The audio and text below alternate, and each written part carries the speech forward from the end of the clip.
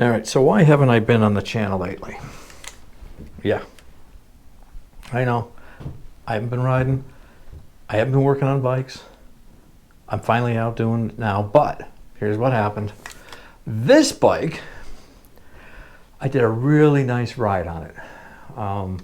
Went to a reservoir, took some nice pictures, rode it home.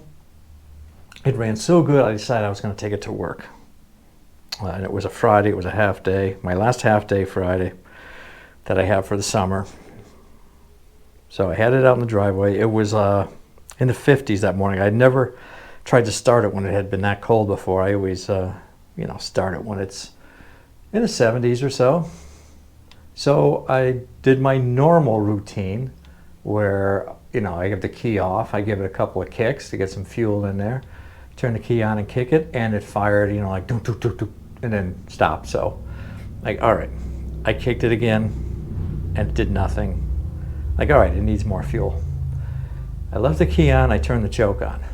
I should have turned the key off. I should have done my usual routine of kicking a couple of times, turn the key back on and trying it. But I didn't do that. I turned the choke on, I went to give it a kick, and this thing kicked back so hard, harder than I've ever had a kickback before. That, on top of the fact that this was at, 4 in the morning, so I had gotten out of bed, I had gotten ready for work, but I hadn't really limbered up, from walking a great distance or anything. And athletes, they all warm up before they go and play, and yeah, so I'm sure I didn't do any stretches and all that, so that made it worse. It kicked back, and I immediately knew that there was something with my ankle. It was sprained. I pushed the bike back a little bit in the driveway, got in my truck, went to work. Got to work, it started swelling up, the pain started getting bad. I could barely walk, left work 2 hours into my day and went home and rested up for the weekend. Since then, that's been, 5 weeks maybe? It's better, I can walk normal. Still a little pain here and there every now and then, but nothing tremendous. You'll see, I'm going to show you what I did to fix it. Taking the tank off and adjusting the dip switches on the advanced module there. And I have not tried to start it since.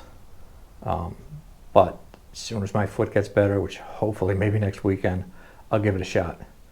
And we'll see how that goes, because it is getting towards the winter, and this one, that one, the Triumph, the Honda, they all got to be winterized soon. So I got to get them all running. 3 of the 4 kickstart. So that frightens me a little.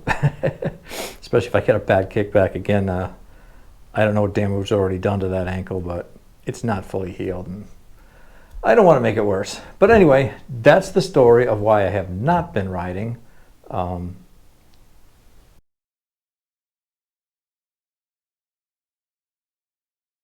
All right, start by flipping the seat up,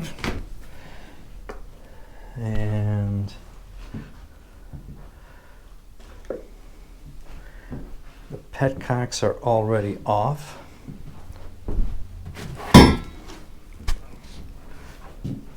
So let's disconnect these fuel lines.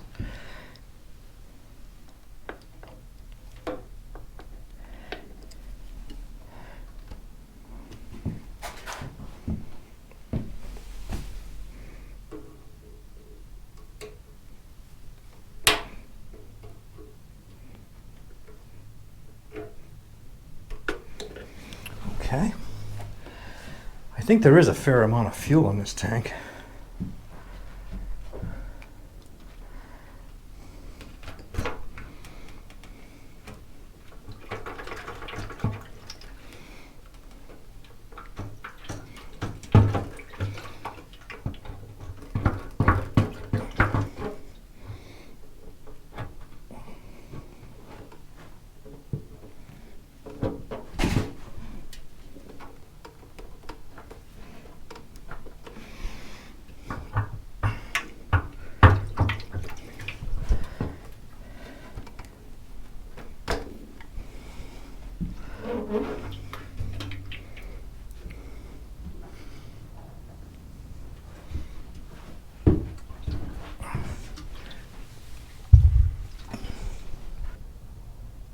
All right, so hopefully you remember this little ignition box that I mounted.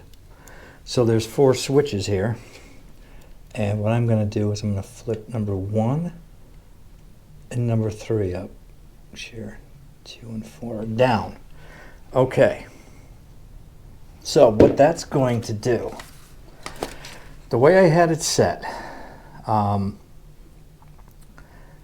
is that it says it's like the stock point system. It advances linear all the way up to 38 degrees at 3,000 RPM. So the way I have it set, it's going to kick it down by 5 degrees at startup. It's going to advance to 34 degrees at 2,500 RPM and then to 40 degrees at 3,500 RPM.